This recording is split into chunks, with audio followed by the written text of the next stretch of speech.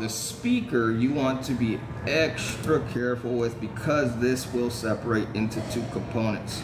So as you apply heat to this, make sure you get enough leverage underneath the speaker to where it does not separate.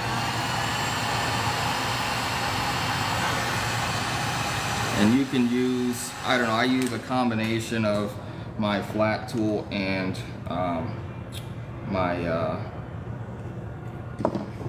my tweezers to accomplish this. Now, one thing to be cautious about by using just a flat tool is, again, getting underneath this support. Again, this component comes in two pieces, as you can almost see here. I know the cameras are a little bit hard to see this component, it's a little small too, but that is your top speaker, and that can separate fairly easily if you apply leverage in the incorrect spot. So we're going to go ahead and place that into our new housing here.